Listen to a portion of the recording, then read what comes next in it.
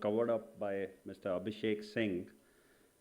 Where Tata Communication has been contributing is on the infrastructure side, so that we enable this digital framework which has been created by government to make use for citizens or for businesses or for consumers.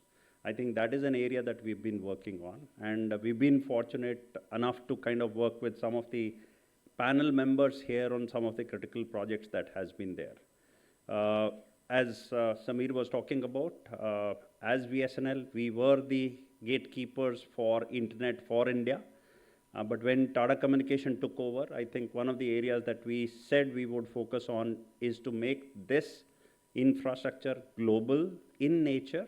And that's where we did acquisitions globally to make sure that we have subsea cable and make sure that we are able to contribute into the infrastructure requirement whenever there is an internet first requirement. And I think a lot of services which are delivered in India today, and Mr. Abhishek spoke about India being the skill capital from an IT infrastructure perspective or services perspective. One of the enabler was the connectivity, and that's what we contributed to begin with. But when the digital initiatives were being taken up by the organizations, we felt that we need to contribute more. And that's where we said that one of the requirements which is going to become very important in times to come is how do you make sure that whatever data is getting digitized, that is kept on infrastructure, digital public infrastructure, which he was talking about, in a sovereign way.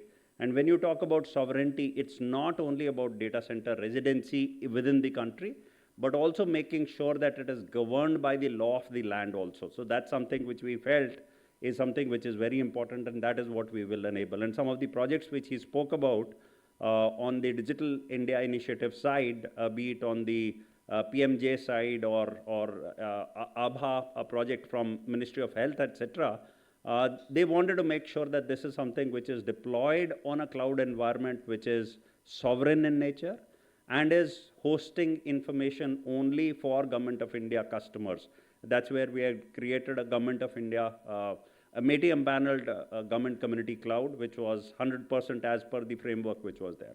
But what is important, I believe, and which is what Mr. Abhishek also spoke about, and I'm sure my other panelists are also going to talk about, is I'll quote one of the things which was called out by one of the industry leaders who have been in the forefront of AI spaces. He said, AI is not going to take away jobs of the people. It is going to do work maybe in certain pockets 100 or 1,000 times better than what a person does. So people who will lose their job are people who will not utilize AI. However, people who will utilize AI in their initiative or their jobs will actually make their services, their end products being adopted by end users much more in comparison to. So one of the requests that I would have for all the people who are here is, I think this is a time for all of us to pick up and make sure that we start adopting AI, because this is a level playing field for everyone. None of the countries, I think with Digital India Initiative, we got some headway as against Global South. But when we are talking of AI, this is a space where we can be at par or even better than some of the developed countries or the global north also.